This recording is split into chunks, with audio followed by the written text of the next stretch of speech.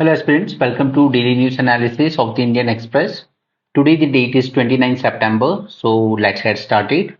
Before starting, tribute to father of green revolution Dr. M.S. Swaminathan, okay जिनकी मदद से हमने ग्रीन रेवोल्यूशन लॉन्च किया था, राइट। और उसके बाद इन्होंने एक कमेटी भी हेड की थी जिसने हमें एमएसपी जैसी चीजें दी कि एक मिनिमम सपोर्ट प्राइस देना चाहिए फार्मर्स को। ओके, उनके कई सारे फॉर्मूले थे like F2+AL C2 and so on. ये सबको भी सेपरेटली डिस्कस कर लेंगे, बात की बात है, ठीक है, बट अभी वो हमारा फोकस नहीं है। एनीवे, आगे चलते हैं। तो एज यू नो कि सुप्रीम कोर्ट ने एक कमेटी कंस्टिट्यूट की थी अंडर 3 फॉर्मर सुप्रीम कोर्ट जजेस, राइट, कि आप मणिपुर की जो सिचुएशन है उसको मॉनिटर कीजिए। तो उस कमेटी ने कहा है कि the state government should immediately identify all the religious buildings in the state and protect them from damage, destruction and encroachment। क्योंकि वहां पर अटैक हो रहे हैं चर्च वगैरह पर, ऑलराइट। तो उसको रोकने के लिए कमेटी ने रिकमेंडेशन दिया है, बट अल्टीमेटली स्टेट गवर्नमेंट अभी भी सीरियस नहीं दिख रही इस प्रॉब्लम को। And this lady, she von silver medal, ये मणिपुर से आती है, तो she broke down after winning this, क्योंकि वहां पर उनके स्टेट में जो हालात हैं अभी भी कंट्रोल में आने के आसार नहीं दिख रहे हैं वहाँ। एनीवे, यहाँ पे बात आती है मिजोरम की। सी, मिजोरम के कंटेक्स्ट में समझिए कि मिजोरम ये जो बॉर्डर शेयर करता है म्यांमार के साथ, तो म्यांमार साइड पर जब आर्मी कूप हुआ था ऑन 1 फरवरी, तो यहाँ पर आर्मी से भागकर कुछ लोग मिजोरम और मणिपुर की तरफ आ गए थे, राइट। एंड ये जो मिजो पीपल हैं, तो आप कह सकते हो कि यहाँ पे जो कुकीज रहते हैं और म्यांमार की साइड से जो चिन पीपल आए, these Kuki Chin has ethnic ties, alright, वो आप कह सकते हो कि उन्हीं के लोग हैं। तो सेंटर ने कहा था कि देखिए पहले तो आप बॉर्डर क्लोज कीजिए, तो ये बात मिजोरम ने मानी नहीं क्योंकि उनके अपने लोग हैं वो। दूसरा, इन्होंने कहा था एटलीस्ट बायोमेट्रिक रजिस्ट्रेशन कीजिए इनका, ताकि कल को सिचुएशन नॉर्मल होने के बाद उन्हें वापस उनके देश भेजा जा सके, लेकिन मिजोरम ने वो भी मना कर दिया है फिलहाल को, alright. It ignores Delhi and won't do biometrics of Myanmar refugees.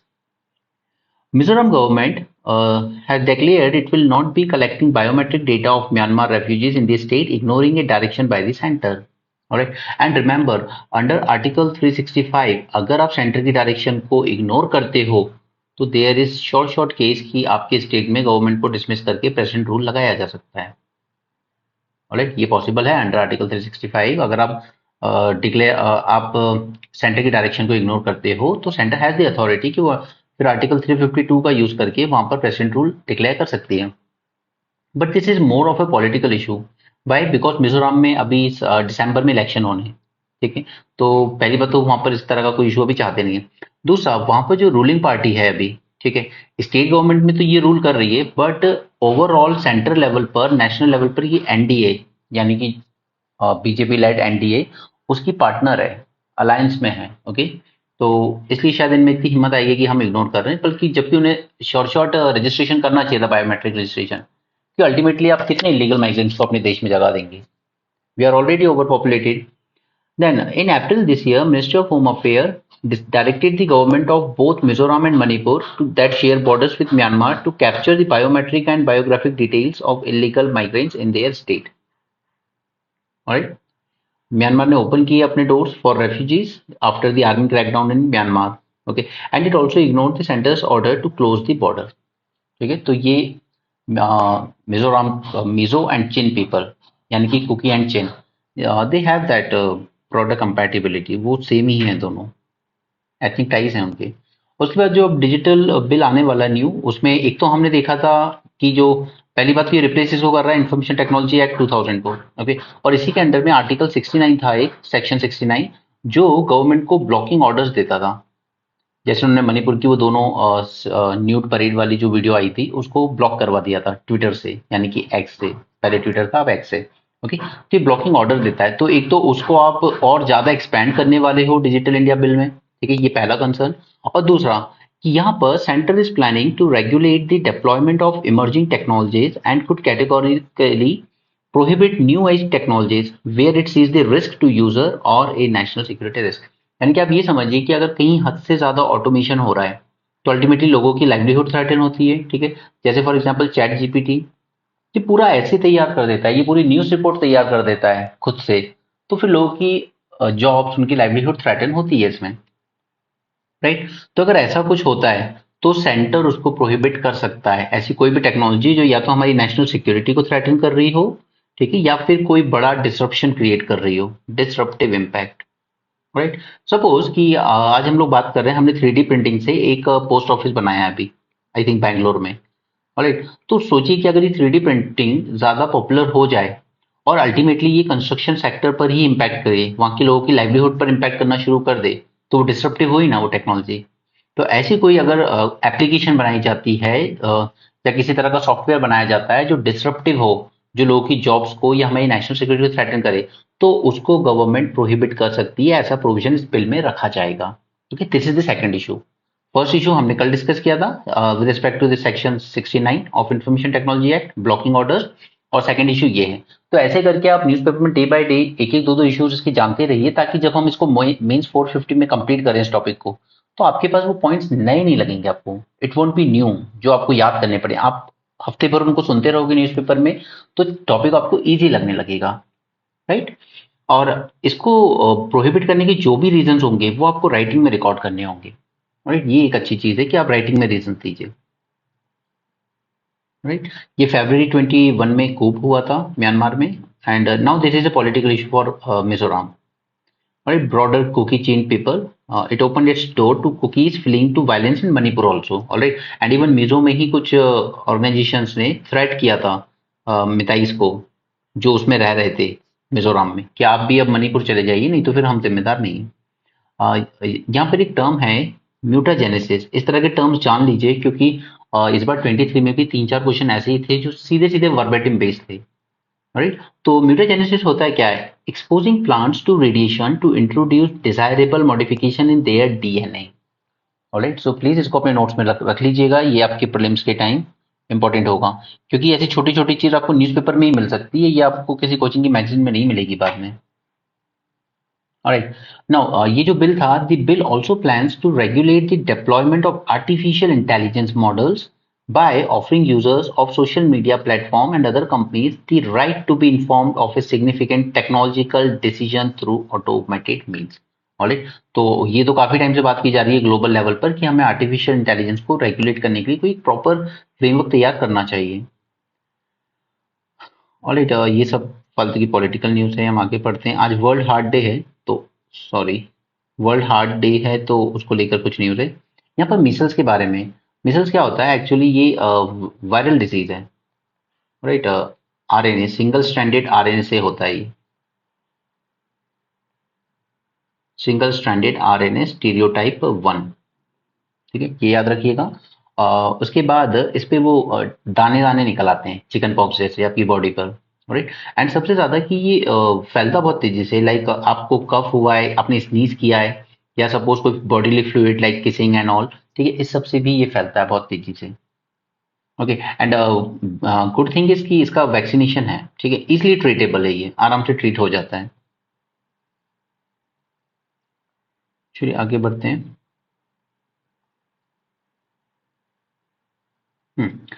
ये भी हम इस इशू को पहले डिस्कस कर चुके हैं। See this is the benefit कि आप अगर न्यूज़पेपर रेगुलर फॉलो करते हो ना, तो आपका डेली टाइम नहीं जाता, बच जाता है आपका काफी टाइम।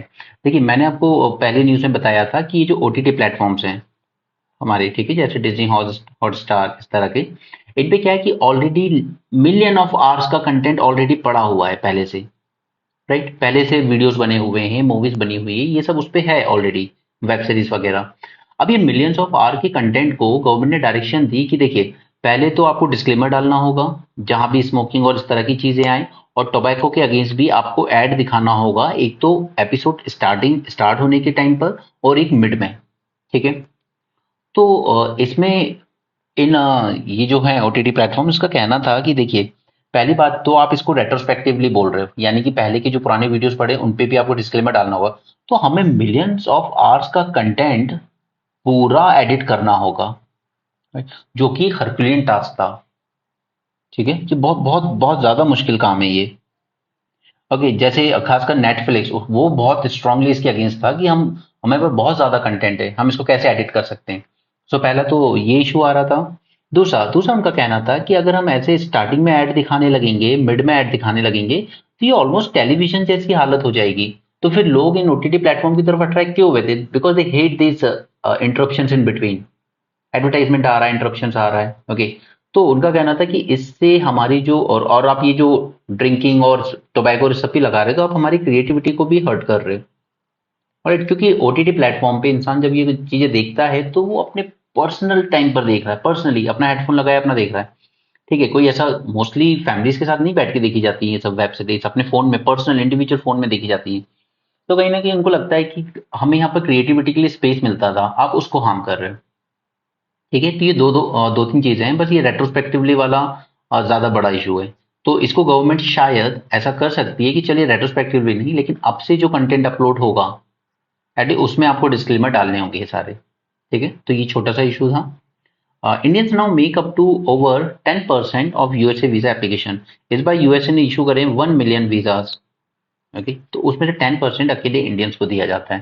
तो आप देख सकते हैं कितने ज्यादा इंडियंस प्रेफर कर रहे हैं अमेरिका को। No, this is something serious. देखिए कस्टोडियल डेट ये बहुत ज्यादा हो रहा है इंडिया में। एंड रिमेंबर, इस बार क्वेश्चन आपको सुसाइड पे आया है, ऑलराइट। यू कैन एक्सपेक्ट कि नेक्स्ट ईयर आपको क्वेश्चन कस्टोडियल डेथ पे मिल सकता है, ठीक है। तो मैं आपको उसको मेंस में भी करा दूंगा, बट फिलहाल आप यहाँ के लिए जान लीजिए कि यहाँ पर गुजरात स्टेट लॉ कमीशन ने अपनी एक रिपोर्ट पब्लिश की। उसने कहा है कि गुजरात में सबसे ज्यादा कस्टोडियल डेथ के केसेस सामने आए हैं।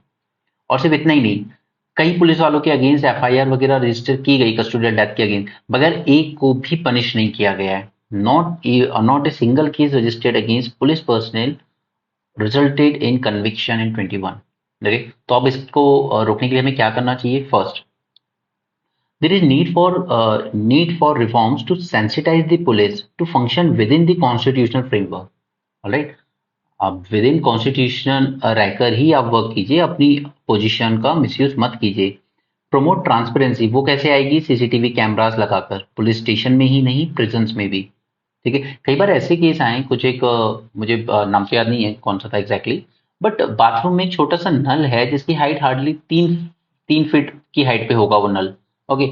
उससे एक पजामे का नाड़ा होता है ना, उससे लटक के आदमी ने सुसाइड कर लिया, ऐसा पुलिस ने शो किया। सो दैट्स मतलब नॉट पॉसिबल ना, दैट्स रियली डिफिकल्ट, राइट। सो इस तरह के केसेस आते हैं तो बेटर है कि आप सीसीटीवी कैमरास लगा के रखिए।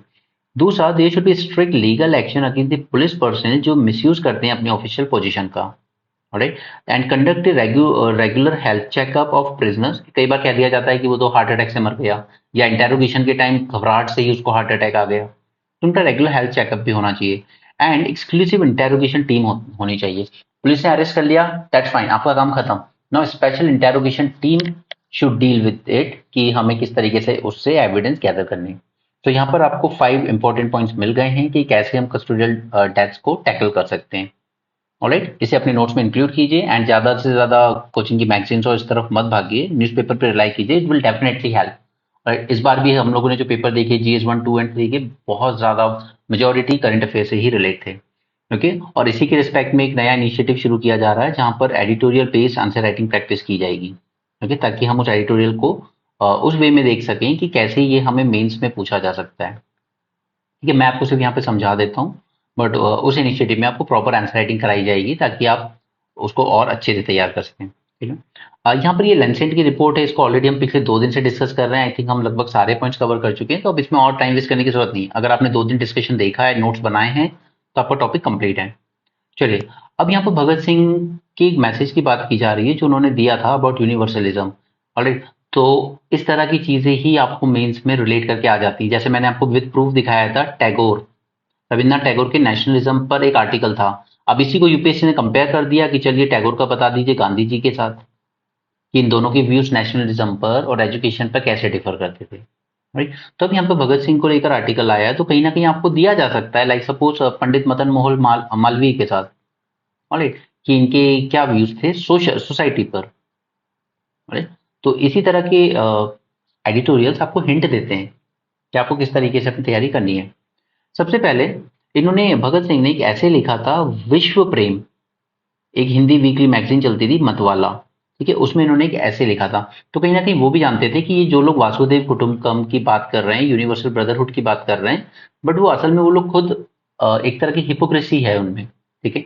और सबसे पहले इंपॉर्टेंट कि इस तरह के पेपर क्वेश्चन आपको दिक्कत देते हैं एग्जाम में, कि जो मतवाला वीकली है, फर्स्ट थिंग रिमेंबर 23 से पब्लिश होना शुरू हुई थी, 1923 से, ठीक है। बंगाल से पब्लिश होती थी, हिंदी लैंग्वेज में पब्लिश होती थी, एंड इसके फाउंडर थे सेठ महादेव प्रसाद। ओके, भगत सिंह ने सिर्फ यहाँ पर इस मैगजीन के लिए एक ऐसे लिखा हुआ था। क्लियर, ये आपके प्रीलिम्स में कभी आ जाए तो ठीक है।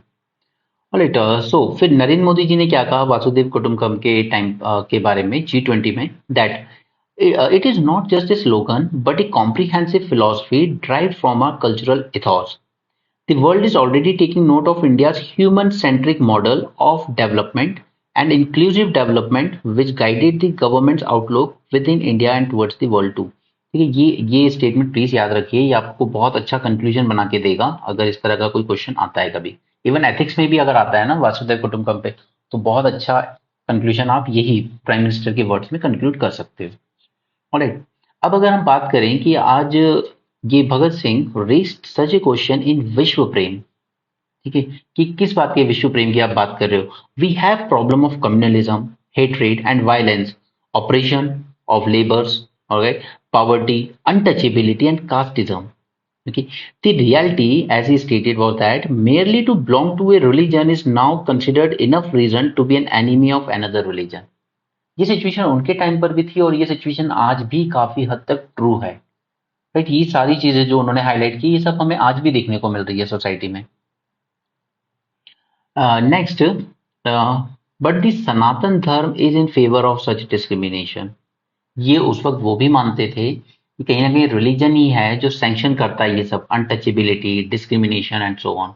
ठीक है, आज भी हम कई टेम्पल्स में देखते हैं, आई थिंक एक पुष्कर टेम्पल है, ठीक है, वहाँ पे हमारे कंट्री के बहुत हाईएस्ट डिग्नेटरीज में से एक गए थे, बट उनको अंदर नहीं जाने दिया। कई बार हम लोग देखते हैं कि इस तरह से कई बार हम देखते हैं कि काफी सारे मंदिरों में गर्भगृह में नहीं जाने दिया जाता है, नो मैटर कि आप कितने रिच हैं, आप कितनी बड़ी पावरफुल पोजीशन पर बैठे हैं, अगर आप दलित हैं, आदिवासी, कई बार आपको नहीं जाने दिया जाता है। और मैं सभी के लिए नहीं बोल रहा, बट ऐसे कई केसेस न्यूज में हमारे सामने आते हैं। और जब रिलीजन ही सैंक्शन करने लगे डिस्क्रिमिनेशन को, तो फिर प्रॉब्लम है। He ridiculed the stalwarts like Madan Mohan Malviya for not being honest about removing untouchability. अगर उनके वर्ड्स बोलें तो वे लोग जो विश्व बंधुत्व का घोर नाट किए करते हैं, क्या वास्तव में उसे लाने के इच्छुक हैं? उन्हें भी डाउट था कि लोग बात तो करते हैं यूनिवर्सल ब्रदरहुड की, बट आप तो अपनी खुद की कंट्री में, अपनी खुद की सोसाइटी में ब्रदरहुड स्टैब्लिश नहीं कर पा रहे हो। डिस्क्रिमिनेशन है, अनटचेबिलिटी है, आपस में लड़ाइयां हैं धर्म के नाम पर, जाति के नाम पर, तो फिर यूनिवर्सल ब्रदरहुड की बात कहां कर रहे हो? पहले अपने यहाँ तो अप्लाई कर लो। और we can ignore the harsh reality that Indian society is driven by communal and caste hatred, fear and violence. उसके बाद भगत सिंह का दूसरा स्टैंड क्या था कि ये जो कॉर्पोरेट लोग हैं, कैपिटलिस्ट, ठीक है, ये इनइक्वालिटी को परपिचुएट करता है, और पिछले 8-9 साल से हम देख रहे हैं कि हमारे देश में इनइक्वालिटी और ज्यादा बढ़ती जा रही है। और नोटबंदी की वजह से 6.5 करोड़ एमएसएमई छोटी इंडस्ट्रीज बंद हो गई, और बड़े बड़े कॉर्पोरेट्स का प्रॉफिट मार्जिन कोविड के टाइम और ज्यादा बढ़ गया। तो the corporate capitalist path of economic development has created more inequality in addition to the deeply entrenched inequality of caste. Caste के नाम पर इनक्वालिटी पहले से थी, आज इकोनॉमिक इनक्वालिटी भी बढ़ रही है साथ में। Fault line in our country are deep. For example, Sanatan Dharma को लेकर अभी एक क्रिटिसिज्म किया था एक तमिल लीडर ने, राइट, वो हमने देखा था। उसके रिस्पॉन्स में प्राइम मिनिस्टर ने कहा था कि ऐसी फोर्सेस इकट्ठी हो रही हैं जो सनातन धर्म को खत्म करना चाहती हैं। राइट, तो मतलब इधर से काउंटर आ रहा है, उधर से काउंटर आ रहा है, बट अल्टीमेटली क्या हो रहा है कि जो पूरा सोशल फैब्रिक है हमारा, वो कम्युनलाइज होता जा रहा है। राइट, तो सिविल स्ट्राइक बढ़ती जा रही है हम लोगों में। टुकड़े टुकड़े गैंग जैसे वर्ड हम लोग को सुनने को मिलते हैं न्यूज में, ठीक है, देश के गद्दारों को खुद एक सेंट्रल मिनिस्टर इस तरह के नारे लगाते हैं। राइट, एक धर्म संसद हुई थी उत्तराखंड में, उन्होंने कहा था these minorities are termites. Right, उसमें साधु संत थे धर्म संसद में। तो what we now need is कि हमें अपनी डाइवर्सिटी को अप्रिशिएट करने की जरूरत है, उसको प्रिजर्व करने की जरूरत है। We need Gandhi's dedication towards love, compassion and non violence. Right, it was time to end trust deficit and herald an era of cooperation. Bhagat Singh के वर्ड में सिर्फ दिल चाहिए, देश के लिए चाहिए, बस।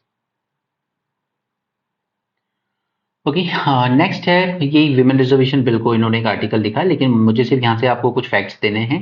जैसे अगर हम पार्लियामेंट की बात करें आज, दोनों लोकसभा राज्यसभा, राइट, तो only 10.5% of all the members are women. ठीक है, नेपाल से भी कम है, पाकिस्तान से भी कम है इवन। और अगर लेबर मार्केट फोर्स की बात करें तो हमारे यहाँ वेमेन का पार्टिसिपेशन लेबर फोर्स में सिर्फ 25% है, जबकि ग्लोबल एवरेज है 50% as per world bank, right. तो हमें दोनों तरफ, अभी हम रिजर्वेशन दे रहे हैं उससे ठीक है, पॉलिटिकल लेवल पर शायद जो थोड़ी जेंडर पैरिटी देखने को मिल जाएगी, but what about labour market, right. अब देखिए लेबर मार्केट में विमेन का पार्टिसिपेशन सिर्फ 25% है, तो इसके पीछे दो रीजन हैं। ठीक है, एक अच्छा रीजन भी एक बुरा भी। पहला रीजन है कि जो लड़कियां थोड़ा बहुत करके टेक्सटाइल इंडस्ट्री इस तरह में काम में लग जाती थी, आज उनको कहीं ना कहीं थोड़ा हायर एजुकेशन एक्सेसिबल है।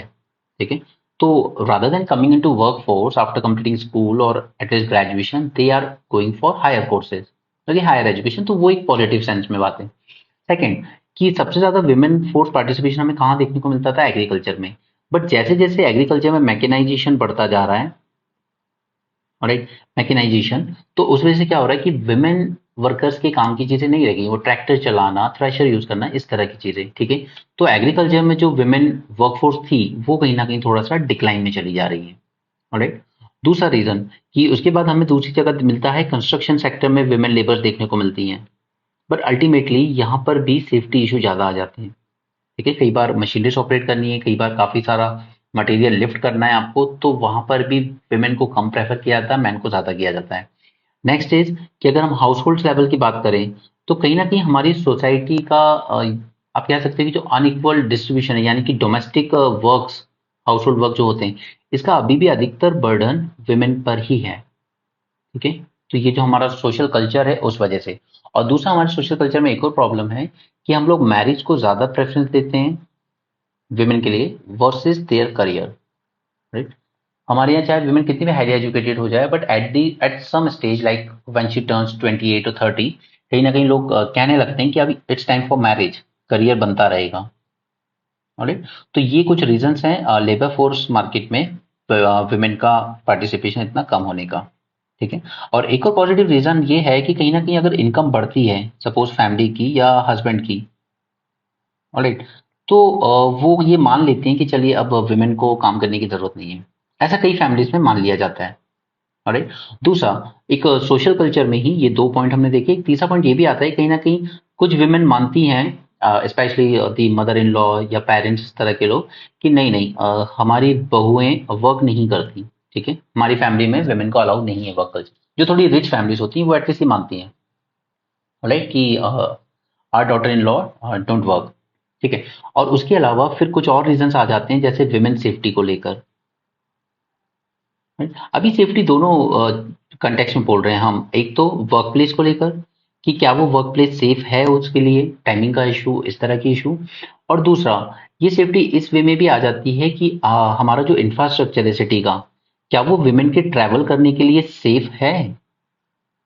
ओके, विमेन सेफ्टी का इशू यहाँ आ जाता है। तो ये कुछ पॉइंट्स हैं कि लेबर मार्केट में क्यों ये कमी हो रही है विमेन की। ठीक है, उसके बाद क्या ये पॉलिटिक्स में रिजर्वेशन देने से 33% क्या कुछ बदलेगा? तो हाँ, एक पॉजिटिव इम्पैक्ट तो आएगा कि विजिबिलिटी बढ़ेगी विमेन की लीडरशिप पोजीशन पर। ठीक है, आज भी जब हम लोग विमेन के किसी तरह की बात करते हैं तो इंदिरा गांधी जी का नाम हमारे दिमाग में आता है। और अगर आप कभी हो सके तो नैम समिट जो हुआ था आई थिंक 1973 में, उसका एक बार वीडियो देखिएगा। जब इंदिरा गांधी सामने आई ना, सभी लीडर्स ने जिस वार्मथ के साथ खड़े होकर तालियां बजाई, क्योंकि उसी टाइम शायद वो बांग्लादेश वॉर हम लोग जीते थे उससे कुछ टाइम पहले ही। मतलब लोगों ने उस टाइम नैम समिट में 100 से ज्यादा कंट्री थी, उन्होंने ये मान लिया था कि दिस लेडी हैज प्रूवन कि ना आपको यूएसए का कैंप ज्वाइन करने की जरूरत है ना यूएसएसआर का, आप नॉन अलाइंड रहकर भी आप अपनी कंट्री को आगे बढ़ा सकते हो। मतलब अगर आप वो वीडियो देखेंगे ना, you will literally get the goosebumps. इसलिए इंदिरा वॉज इंदिरा। ओके, आप उनको चाहे कितना भी क्रिटिसाइज कर लीजिए, बट उस लेडी की जो रिस्पेक्ट थी world over, specially in that duration of 1971 to 74, okay, she was on top, okay, top of the world. Not just man women but सभी वर्ल्ड के लीडर्स में सबसे ज्यादा रिस्पेक्टेबल थी वो। उस वीडियो को जरूर देखना एक बार, स्पेशली अगर आप लेडीज हो तो। ओके, तो ये जो विजिबिलिटी दिखेगी विमेन की, तो कहीं ना कहीं इससे एक पॉजिटिव एनकरेजमेंट मिलेगा विमेन को कि नहीं, let's focus on career first, marriage can wait. Right, this is one thing. और दूसरा, अगर हम स्टेट लेवल पर हमने पंचायती राज इंस्टीट्यूशन वगैरह में दे रखा है ना रिजर्वेशन, तो उसका भी अगर हम एक्सपीरियंस देखें नाउ, इन्होंने यहाँ पर इस आर्टिकल में एग्जाम्पल दिया है हैंडपंप का। सपोज किसी विलेज में हैंडपंप खराब हो गया है, अब विमेन को पानी भरने कहीं दूर जाना पड़ रहा है, ठीक है, काफी दूर। तो अगर मैन इस वक्त पावर में है ना, तो कहता है ठीक है यार, भर लाओ, कर लो, वहां करवा देंगे कभी, ठीक। बट अगर सपोज कीजिए कि आपकी सरपंच एक विमेन है, तो वो इस कंसर्न को बहुत अच्छे से समझेगी कि नहीं, ये पॉसिबल नहीं है, 8-8 10-10 बाल्टी पानी भर के लाना, इट्स नॉट प्रैक्टिकल। तो वो इस प्रॉब्लम को ज्यादा सीरियस लेगी as compare to man. Okay, women की प्रायोरिटी राइटली सेट कर सकती है वो एज कंपेयर टू मैन। वो थोड़े इंसेंसिटिव हो जाते हैं इस मैटर में कि ठीक है, कोई बड़ी बात नहीं है, 2-4 बाल्टी भर के पिला रहे थे, ठीक है। तो ये पूरा आर्टिकल हमने अच्छे से कवर कर लिया है और मैंने उसको हाईलाइट किया हुआ है, बट मैंने आपको आई थिंक ज्यादा बेटर तरीके से समझाया है यहाँ पर। नेक्स्ट है मनरेगा। अब प्रॉब्लम ये है कि इसमें कभी प्राइम मिनिस्टर ने कहा था कि I will not close this scheme because it is A monumental failure of Congress. Okay, ये प्राइम मिनिस्टर ने कहा था कभी। बट अल्टीमेटली मनरेगा ऐसा नहीं है कि इट्स जस्ट ए फेलियर, उसके काफी बेनिफिट है, उसने काफी बेनिफिट दिए हैं लोगों को। फर्स्ट, सबसे पहला तो कि 2022 में बजट था 98,000 करोड़, जिसको आपने रिड्यूस करके 60,000 करोड़ कर दिया है। राइट, और ये है क्या MNREGA, it is a demand driven scheme. Like अगर आप आए हो जॉब वर्क मांगने, तो आपको देना ही पड़ेगा। मतलब अल्टीमेटली आप कह सकते हो कि राइट टू वर्क को रियल फोर्स दिया इस एक्ट ने। राइट, तो सबसे पहला इसका बेनिफिट क्या है, it works as a safety net. अगर सपोज कि विलेज एरियाज में क्रॉप फेलियर हो गए किसी तरीके से, और आपको वहां पर खेतों में लेबर का काम नहीं मिल पा रहा है, तो आप कहाँ जाओगे? आप स्टार्वेशन स्टाफ तो नहीं कर सकते ना। तो ultimately at least you have a backup कि अगर मुझे कहीं पर काम नहीं मिल रहा है एज ए लेबर, तो मैं यहाँ पर जाके काम कर सकता हूँ मनरेगा में। क्यों? क्योंकि it is a demand driven scheme. अगर मैं वर्क के लिए जाऊंगा तो मुझे मिलेगा। सो फर्स्ट बेनिफिट कि it works as a safety net. Next, एक असेसमेंट सर्वे कहता है कि 40% ऑफ Indian farmers do not consider farming to be their principal source of income. यानी कि कहीं ना कहीं वो लोग नहीं मानते कि ये प्रॉफिटेबल है एग्रीकल्चर एनीमोर। ऑलराइट, क्योंकि एक सर्वे के अकॉर्डिंग, एक प्रॉपर एनालिसिस के अकॉर्डिंग ये भी कहा गया था कि जिस तरीके से सर्विस सेक्टर में लोगों की इनकम बढ़ी है, सपोज कि आजादी के टाइम कोई एक गवर्नमेंट टीचर था, उसकी सैलरी उस वक्त जितनी थी और आज जितनी थी, उसमें बेतहाशा ग्रोथ हुई है। बट अगर इसके कंटेक्स्ट में हम लोग फार्मर की इनकम देखें, तो इसमें ग्रोथ बहुत कम हुई है। ठीक है, तो उस एनालिसिस में ये सामने आया था कि अगर फार्मर की इनकम भी उतनी बड़ी होती जितनी गवर्नमेंट टीचर की या गवर्नमेंट सर्वेंट की बड़ी है, तो आज उसको एमएसपी मिलनी चाहिए 7,000 पर क्विंटल। बट कितनी मिल रही है? हार्डली, कहीं 2100, कहीं 3200, depending upon the various crop. ठीक है, तो फार्मर की इनकम बहुत कम बढ़ी है since independence as compared to other professions like being a teacher or a banker। और तो कहीं ना कहीं ये एक फैक्ट है। तो इसलिए अधिकतर फार्मर्स मानते नहीं है कि एग्रीकल्चर करना प्रॉफिटेबल है। Next is their decline in real wages. No, see, look at this. ठीक है, real wage growth between 2014-21 was less than 1% per year. Okay, और इन्फ्लेशन कितना है हमारी इकोनॉमी में? अराउंड 5% ऑन एन एवरेज मान लिया पिछले 9 साल का। तो हर साल 5% से चीजें महंगी हो रही हैं, बट उस लेबर की इनकम कितनी बढ़ रही है हर साल? सिर्फ 1%। राइट, और उसके बाद भी अगर आप मनरेगा में बजट को कट कर रहे हो, यानी कि आप गलत कर रहे हो। राइट, फिर उसके बाद rural non farm, rural non farm employment, like जैसे कंस्ट्रक्शन सेक्टर में, ठीक है, या लोग ऐसा हेल्पर ज्वाइन कर लेते कहीं पे शहरों में शॉप्स वगैरह पर। राइट, तो ये भी जो इस तरह की जो ऑल्टरनेटिव जॉब्स हैं फार्मिंग से हट के, देखिए इनमें भी ज्यादा बेनिफिट नहीं हो पा रहा है, क्योंकि इसमें वेज बहुत लो मिलते हैं आपको।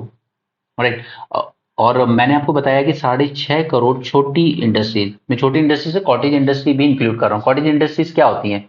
कॉटेज इंडस्ट्रीज यानी जो घर में ही, घर के ही प्रीमाइसेस में आप छोटा छोटा काम करते हो, कुछ कुछ बनाते हो। राइट, जैसे कैंडल्स बना ली आपने, बीड़ी वगैरह बना ली, ठीक है, उसमें आप 1 या 2 या 3 लोगों को ऐसा हेल्पर रख लिया आपने। तो 6.5 करोड़ इंडस्ट्रीज बंद हुई थी ड्यूरिंग डीमोनेटाइजेशन। ये गवर्नमेंट का डेटा है पार्लियामेंट में। अब अगर इसमें 2-3 लोग भी काम कर रहे थे हर एक इंडस्ट्री में, तो अराउंड 18 से 20 करोड़ लोग बेरोजगार हुए थे नोटबंदी में। इसलिए उसको डिजास्टर माना जाता है, बट गवर्नमेंट एक्सेप्ट नहीं करती उस चीज को। Right, so there is decline in self employment there is shift towards casual wage employment, वो भी कंस्ट्रक्शन सेक्टर में। कंस्ट्रक्शन सेक्टर में वेज बहुत कम मिलते हैं और विमेन को तो और भी कम वेज दिए जाते हैं कंस्ट्रक्शन सेक्टर में, क्योंकि मैन तो उतना वेट कैरी कर लेगा।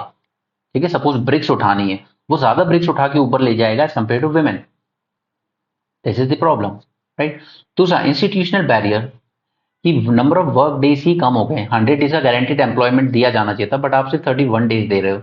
नेक्स्ट इज कि आपने डिसीजन लिया कि हम आधार बेस्ड पेमेंट सिस्टम लाएंगे, बट सच ये है कि 40% वर्कर्स के पास आधार लिंक बैंक अकाउंट है ही नहीं, तो अल्टीमेटली उनका पेमेंट डिले होता है, राइट।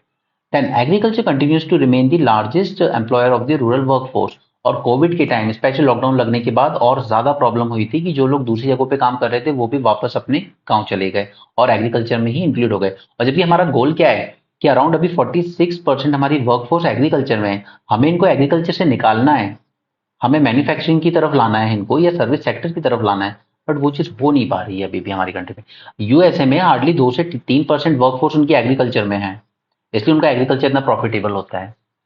ऑलराइट, चलिए आगे बढ़ते हैं। ये यहाँ पर पंजाब में फार्मर फिर से रेल रोको आंदोलन करने वाले हैं, because they want a legal guarantee to MSP. वो एमएसपी पे एक कानून चाहते हैं जो सरकार दे नहीं रही है। आगे बढ़ते हैं। या ताइवान, ताइवान ने अपनी फर्स्ट लोकली बिल्ट सबमरीन बनाई है, ओके, इंडिजिनस, क्योंकि चाइना का थ्रेट बढ़ता जा रहा है ना। I told you several times, China China वहां पर कभी उनकी एयर जोन वायलेट कर देता है अपनी एयरफोर्स को आगे बढ़ा के, कभी उनकी जो सबमरीन्स हैं या उनकी जो नेवी ओवरऑल वो कोई भी प्रैक्टिस करने लगती है, ठीक है, just to threaten the Taiwanese. तो अब finally they are trying to strengthen their defence and deterrence against Chinese navy, but obviously बात है कि दो क्या आप 4 सबमरीन बना लीजिए, चाइनीज नेवी से कॉम्पीट नहीं कर सकते। इसलिए यूएसए का अनकंडीशनल सपोर्ट बहुत जरूरी है ताइवान के लिए। चलिए मॉलडीव्स की बात करते हैं। देखिए ये सब तो जानना जरूरी नहीं है हमारा इसकी हिस्ट्री वगैरह, बट क्योंकि अब आया है तो मैं एक बार बता देता हूँ, वैसे एग्जाम के लिए इंपॉर्टेंट नहीं है, that I can assure you. ठीक है, मॉलडीव्स ने शुरुआत की थी अपनी एग्जीक्यूटिव प्रेसिडेंसी के तौर पर 1968 में, और सिंगल पार्टी रूल चला यहाँ पर टिल 2008, सिंगल पार्टी। ऑलराइट, सबसे पहले इसके फर्स्ट एग्जीक्यूटिव प्रेसिडेंट बने इब्राहिम नसीर, जो कि 10 साल रहे। उसके बाद फिर प्रोटेस्ट वगैरह हुए, ऑलराइट, तो उन्होंने दोबारा कंटेस्ट नहीं किया। फिर अब्दुल गयूम प्रेसिडेंट बनते हैं और ये 30 साल तक रूल करते हैं टिल 2008, जब तक कि मल्टी पार्टी सिस्टम नहीं आ जाता। ओके, और इन्होंने एक कूप हुआ था 1988 में, तो उसको भी डिफीट किया था विद हेल्प ऑफ इंडिया। तो आप समझ सकते हो कि 30 साल तक इस प्रेसिडेंट के साथ इंडिया के रिश्ते कितने अच्छे रहे होंगे ना, क्योंकि मिलिट्री कूप डिफीट करने में इंडिया ने इसको हेल्प किया था। तो 2008 तक मॉलडीव के साथ हमारे रिश्ते बहुत अच्छे थे। और उसके बाद प्रॉब्लम शुरू हुई, प्रोटेस्ट हुए कि पॉलिटिकल रिफॉर्म चाहिए 2004 में। तो पॉलिटिकल पार्टीज का रजिस्ट्रेशन शुरू कर दिया गया 2005 में, मल्टी पार्टीज बननी शुरू हो गई। ठीक है, न्यू कॉन्स्टिट्यूशन अडॉप्ट किया इन्होंने 2008 में, और अब प्रेसिडेंट इलेक्शन हर 5 साल में होते हैं, और वो भी मल्टी पार्टी सिस्टम के साथ, right. Now, since 2008, no incumbent president has been re-elected. 2008 से आज तक कोई भी इनका प्रेसिडेंट री-इलेक्ट नहीं हुआ है। ऑलराइट, देन इंडिया के रिलेशन की बात करें तो थोड़ा मिक्स्ड पैक रहे हैं, you can say. Okay, Abdul Gayoom closely 3 decades जब तक ये थे, क्योंकि इंडिया ने उसका कूप डिफीट करने में हेल्प की थी, तो 30 साल तक तो रिश्ते बहुत अच्छे रहे। फिर 2008 में पावर पे आते हैं मोहम्मद नशीद। इनिशियली तो इनके साथ हमारे रिश्ते ठीक चलते हैं, बट उसके बाद चाइना का इंटरफेरेंस बढ़ने लगता है और ये भी चाइना की तरफ टिल्ट होने लगता है। और ऑब्वियसली बात है कि किसी एक प्रेसिडेंट को, एग्जीक्यूटिव प्रेसिडेंसी जहां होती है ना, वहां प्रेसिडेंट का ज्यादा रोल रहता है। तो एक आदमी को मैनिपुलेट करना चाइना जैसी कंट्री के लिए आसान है, दे दो जो मांग रहा है। और तो इन्होंने क्या किया था कि हमारा एक जीएमआर कंपनी का एक कॉन्ट्रैक्ट था, वहां पर एयरपोर्ट बना रहे थे हम लोग, वो कैंसिल कर दिया था इन्होंने, बिना ये सोचे कि इंडिया से कितना नाराज होगा। और उसके बाद नशीद के बाद आते हैं यमीन पावर में 2013 में। तो ये चाइना के और ज्यादा क्लोज गए, इन्होंने तो बेल्ट एंड रोड इनिशिएटिव भी ज्वाइन कर लिया। तो इस चीज से नाराज होकर इंडिया और वेस्टर्न कंट्रीज ने इनको लोन देना बंद कर दिया, एट द प्रिटेक्स्ट ऑफ कि आपके यहाँ पर ह्यूमन राइट्स वायलेशन हो रहे हैं। ओके, लेकिन बीजिंग ने कहा आप हमसे लोन लीजिए, वो भी विदाउट कंडीशन। क्यों क्यों इंटरेस्ट है, इंडिया हो, वेस्टर्न पावर्स हो या चाइना हो, क्यों इंटरेस्ट है इनको? Because of its strategic location. Alright, Maldives की लोकेशन देखिए आप इंडियन ओशन सी में, इस वजह से सभी कंट्रीज को इंटरेस्ट है मॉलडीव्स में। ठीक है, वहां पर दिगो गार्शिया है, राइट, यूएसए का नेवल बेस। वहां पर रीयूनियन आइलैंड है, फ्रांस का नेवल बेस। ठीक है, इंडिया की प्रॉक्सिमिटी वेस्टर्न कोस्ट की बहुत नजदीक है। ठीक है, और चाइना जो कि यूएसए को रिप्लेस करना चाहता है ऐसा ग्लोबल पुलिसिंग में। ठीक है। तो इन सब कंट्रीज को मॉलडीव्स में इंटरेस्ट है, जबकि उसकी कोई ज्यादा बड़ी इकोनॉमी है नहीं। तो इसका 2018 में सोले बना, तो हमको इस आदमी से निजात मिली जमीन से, ठीक है। इसके साथ रिश्ते अच्छे चल नहीं रहे थे, चाइना में ज्यादा टिल्ट हो रहा था। 2018 में सोले आया तो इंडिया टू के साइन ऑफ रैली कि चलो अब रिलेशनशिप हमारे फिर से स्ट्रांग होना शुरू हुए। हमने वैक्सीन प्रोवाइड किया आपको, आपके इंफ्रास्ट्रक्चर बनाने में हेल्प कर रहे हैं, हम डेट रिलीफ असिस्टेंस दे रहे हैं आपको, ठीक है। हमने 30,000 डोसेज दिए मीसल्स के इन जनवरी 2020। कोविड 19 पैंडेमिक के टाइम भी हमने इनको वैक्सीन प्रोवाइड की। India always act as a first responder to help Maldives, just because की वो लोकेशन बहुत इंपॉर्टेंट है। वो हमारी वेस्टर्न कोस्ट के इतना नजदीक है, हमारी कैरल और लक्षद्वीप आइलैंड के, कि हम अफोर्ड नहीं कर सकते कि चाइना का किसी भी तरह का नेवल प्रेजेंस हो मॉलडीव्स में। ओके, इसलिए हम इतनी इंसल्ट के बाद भी इसको बर्दाश्त कर रहे हैं। ना वाटर क्राइसिस हो गए थे माले में, पीने के पानी की दिक्कत 2014 में, ठीक है। तो उसमें फिर India was the first to respond. इसके अलावा ये सब सॉफ्ट प्रोजेक्ट्स हैं, आप सॉफ्ट डिप्लोमेसी का पार्ट कह सकते हैं। वाटर सैनिटेशन प्रोजेक्ट चल रहे हैं 34 आइलैंड पे, लैंड रिक्लेमेशन में हम लोग हेल्प कर रहे हैं अंडर अड्डू डेवलपमेंट प्रोजेक्ट, ठीक है। कैंसर हॉस्पिटल बना रहे हैं, क्रिकेट स्टेडियम बना रहे हैं। ट्रेड से 50 करोड़ का है दोनों देशों के बीच। हम लोग rice, spice, fruit, vegetable supply करते हैं, और मॉलडीव से लेते हैं सिर्फ स्क्रैप मेटल या सी फूड प्रोडक्ट्स। राइट। इसकी position hub of commercial seal and strategic importance, ये जरूरी है। फिर साथ में हम लोग कॉपरेट कर रहे हैं coastal surveillance, maritime cooperation, defence and security personnel etcetera, ठीक है।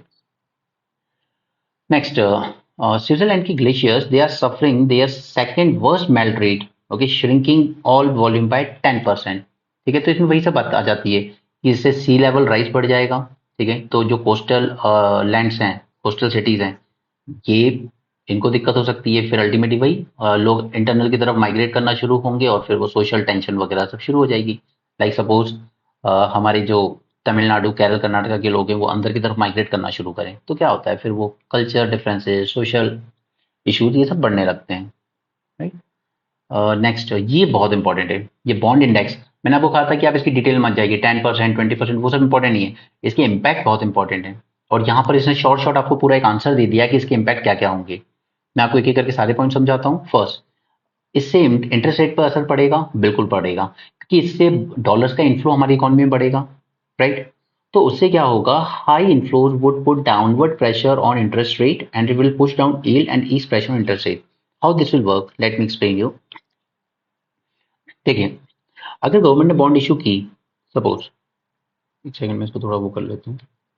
गवर्नमेंट ने बॉन्ड इशू की, ठीक है। तो पहले तो एक ही खरीदार था, बैंक्स, ओके। तो आपको अच्छा खासा इंटरेस्ट रेट ऑफर करना पड़ता था गवर्नमेंट को कि चलिए हम आपको 7% दे देंगे। लेकिन अब सपोज कि फॉरेन इन्वेस्टर्स भी आ गए कि चलिए हम भी आपकी गवर्नमेंट की बॉन्ड खरीदेंगे, हमें आप पे भरोसा है, आपकी स्ट्रॉन्ग गवर्नमेंट है, पॉलिटिकल स्टेबिलिटी है, हमें लगता है इंडिया चुका देगा हमारा, ओके। तो गवर्नमेंट के पास दो खरीदार है, तो वो क्या कहेगा, नहीं मैं तो 4% ही दूंगा, बैंक वालों आपको भी लेना है तो ले लो, ठीक है। तो अल्टीमेटली क्या होगी, बॉन्ड पे जो ईल्ड, ये जो इंटरेस्ट है उसी को हम ईल्ड बोल रहे हैं, कि अगर मैंने 100 रुपए का बॉन्ड इशू किया था, तो आपको मैं 104 रुपए रिटर्न करूंगा बाद में, ठीक है। तो पहले मुझे 107 रुपए रिटर्न करने पड़े थे, क्योंकि मैं सिर्फ इन पे रिलाई कर रहा था। अब मेरे पर फॉरेन इन्वेस्टर से भी इन्वेस्टमेंट आ रहा है, वो मेरी बॉन्ड खरीदने को तैयार है। तो अल्टीमेटली क्या होगी कि जो ईल्ड होगी वो डिक्रीज होगी, यानी कि मुझे कम इंटरेस्ट पे करना पड़ेगा, राइट। लो इंटरेस्ट पे करना पड़ेगा, तो मैं कैपिटल ज्यादा से ज्यादा रेज कर सकता हूँ एट लो इंटरेस्ट, ठीक है। तो दैट इज फर्स्ट बेनिफिट। कहाँ गया, okay. This high inflows could put downward pressure on interest rate, interest rate अब कम देना पड़ेगा मुझे, okay. It will push the yield down and will ease the pressure on interest rate. First point clear है। Second, corporate market पे क्या असर पड़ेगा, तो बिल्कुल पड़ेगा, क्योंकि कॉर्पोरेट बॉन्ड भी कहीं ना कहीं डिपेंड करता है कि गवर्नमेंट बॉन्ड कितनी यील्ड दे रही है। There will be decline in cost of capital will translate into higher profit and boost stock. Okay, let me explain you. See, इसको थोड़ा और पतला कर लेते हैं। देखिए, अब सपोज मार्केट में आप एक इन्वेस्टर हो एज अ पर्सन, ठीक है। मार्केट में दो चीजें हैं, एक है गवर्नमेंट बॉन्ड, दूसरी है कॉर्पोरेट बॉन्ड, राइट। तो अब अगर आपसे कहा जाए कि आप कहाँ इन्वेस्ट करोगे दोनों में से, तो आप कहोगे कि जहां पे मुझे इंटरेस्ट ज्यादा मिलेगा, राइट। तो सपोज अगर गवर्नमेंट ने 7% इंटरेस्ट दे रही है, और फिर गवर्नमेंट का आपको ज्यादा अश्योर है कि ये डिफॉल्ट नहीं करेगी, कॉर्पोरेट बॉन्ड जैसे माल्या ग्रुप, ठीक है, ये डिफॉल्ट कर सकते हैं, पॉसिबल है, ठीक। गवर्नमेंट की पॉसिबिलिटी बहुत कम है, तो आप गवर्नमेंट में इन्वेस्ट करोगे। तो अब कॉर्पोरेट बॉन्ड को भी आपसे पैसा चाहिए, तो वो क्या करेगी, चलिए हम आपको 9% दे लेंगे, ठीक है। तो उससे क्या हुआ कि इनको जो आपसे लोन रेज करना पड़ा वो कॉस्टली हो गया, ठीक है, कॉस्टली हो गया तो अब अल्टीमेटली इनका प्रॉफिट मार्जिन कम आएगा ना फिर, राइट। तो प्रॉफिट डिक्रीज होता है तो उनकी स्टॉक मार्केट में वैल्यू भी डिक्रीज होती है, राइट। ये सिचुएशन होती है नॉर्मल टाइम पे। लेकिन अब क्योंकि ऊपर एक्स्ट्रा इन्वेस्टर आ गया है तो गवर्नमेंट अब दे रही है आपको सिर्फ 4% लोन, ठीक है। तो ये 7% गवर्नमेंट नहीं दे रही, अभी दे रही है 4%। तो अब क्या आपको कॉर्पोरेट वाला 9% देगा? नहीं। अब वो क्या कहेगा आपको कि गवर्नमेंट आपको 4 दे रही है, मैं 5% दे दूंगा। तो उसका क्या होगा, लोन, उसको जो लोन रेज करना पड़ रहा है उस पर इंटरेस्ट कम पे करना पड़ेगा, तो उसका लोन हो जाएगा चीप। और लोन चीप हो गया तो प्रॉफिट मार्जिन अब बढ़ जाएगा कंपनी का, और प्रॉफिट बढ़ेगा किसी कंपनी का तो उसकी स्टॉक मार्केट में वैल्यू भी बढ़ेगी। और this will be the second benefit. Clear है? Let's move on to third one, rupee. Higher inflows will lead sorry higher inflows will likely keep the rupee strong, but pressure on retail inflation. Strong inflows have the potential to push retail inflation. अब देखिए, India की economy में dollar का inflow बढ़ रहा है, ठीक है, यानी कि हमारा जो इकोनॉमी है उसमें मनी ज्यादा आ रहा है अब, ठीक है। अब वो डॉलर के फॉर्म में आ रहा है, दैट इज डिफरेंट थिंग। अगर आरबीआई को अपने फॉरेक्स में बढ़ाने होंगे तो वो क्या करेगा, जितने डॉलर आए उतने ही पैरेलल में आपको रुपी इशू करके मार्केट में रिलीज कर देगा। तो अल्टीमेटली क्या हुआ, मार्केट में मनी सप्लाई बढ़ा, और मनी सप्लाई बढ़ा यानी लोगों के हाथों में पैसा ज्यादा आया। तो मनी सप्लाई बढ़ेगा, लोगों के हाथ में पैसा ज्यादा आया तो डिमांड बढ़ेगी, और डिमांड जब बढ़ेगी तो इन्फ्लेशन बढ़ेगा, राइट। वही सिचुएशन आ जाती है कि आपके पास भी पैसा है, मेरे पास भी पैसा है, हम लोग एक सेल खरीदने गए, तो आप कहोगे कि नहीं मैं ज्यादा दे रहा हूं, मैं कहूंगा मैं ज्यादा दे रहा हूं, तो उस वो चीज महंगी हो जाती है, ठीक है। तो ज्यादा डॉलर इनफ्लो होगा तो यहाँ पर इंडिया पे इन्फ्लेशन का भी रिस्क आएगा, ठीक है। तो ये हमारे इन्फ्लेशन पे असर करेगा। दूसरा, macro, forex exchange reserve gate ए बूस्ट, बिल्कुल बूस्ट मिलेगा, ज्यादा डॉलर आ रहे हैं तो आरबीआई को अपना रिजर्व बढ़ाना होगा तो वो उतना रुपी रिलीज कर देगी और डॉलर अपने फॉरेक्स रिजर्व में डाल देगी, ओके। बट इससे एक बेनिफिट होगा कि हमारे जो बैलेंस ऑफ पेमेंट क्राइसिस होने के चांसेस होते थे वो और कम हो जाएंगे। बैलेंस ऑफ पेमेंट क्राइसिस कब होते हैं आपके, जब आपके पास रिजर्व में पैसा कम रह जाता है फॉर इंपोर्ट्स, तो डॉलर ज्यादा होंगे तो हमारे रिजर्व हाई होंगे, राइट। नेक्स्ट, हाँ, एक रुपी पे इम्पैक्ट और देख लीजिए कि डॉलर जब ज्यादा आएगा, ठीक है, जब डॉलर ज्यादा होगा तो हमारा रुपी क्या होगा, स्ट्रांग होगा। और अब रुपी स्ट्रांग होने की वजह से क्या होता है कि हमारे जो एक्सपोर्ट होते हैं वो कॉस्टली हो जाते हैं फॉरेन मार्केट में, और ये कॉस्टली होने की वजह से फिर हमारे एक्सपोर्ट डिक्रीज होने लगते हैं, राइट। तो ये एक थोड़ा सा लॉस बनता है उसमें। चलिए नेक्स्ट अब देखते हैं कि कंसर्न क्या है। तो कंसर्न बिल्कुल है, मैक्रो प्रूडेंशियल रिस्क तो है इसमें। सबसे पहला, एक तो पैसा ज्यादा आ रहा है हमारी इकोनॉमी तो इन्फ्लेशन बढ़ेगा, ठीक है। फिर आरबीआई पे पूरी जिम्मेदारी आ जाएगी कि आप मैनेज कीजिए, आपकी जिम्मेदारी इन्फ्लेशन टारगेट करना। दूसरा, फॉरेन पोर्टफोलियो जो इन्वेस्टमेंट आता है ये वोलेटाइल होता है, आज लेकर आया इन्वेस्टर 2 दिन बाद निकाल दे तो एकदम से मार्केट हिल जाता है पूरा सा, ठीक है, ज्यादा डॉलर का आउटफ्लो हो जाता है, ये कैपिटल फ्लाइट कहते हैं उसको हम लोग। It prone to heightened volatility, फिर एकदम से डॉलर का आउटगो हो गया तो हमारा रुपये एकदम सडनली गिर जाता है, ठीक है। The sudden exit can also impact the stock market, alright, ये बोल दिया मैंने आपको। Capital outflows have resulted in a rapid depreciation, अब जब डॉलर एकदम तेजी से बाहर जाएगा तो हमारा रुपया बहुत तेजी से कमजोर हो जाएगा, तो it will susceptible to higher financial sector volatility, right. तो ये कुछ बेनिफिट थे और चैलेंजेस थे उसके, वो अच्छे से देख लीजिएगा, वो आपकी पॉसिबिलिटी है प्रीलिम्स में पूछे जाने की। यहाँ पर ओएमसी कह रही है कि हमारी अंडर रिकवरीज बढ़ती जा रही है। अंडर रिकवरीज कुछ नहीं होता है, it refers to difference between retail price जितने पे आपको दिया जा रहा है और international price of the fuel.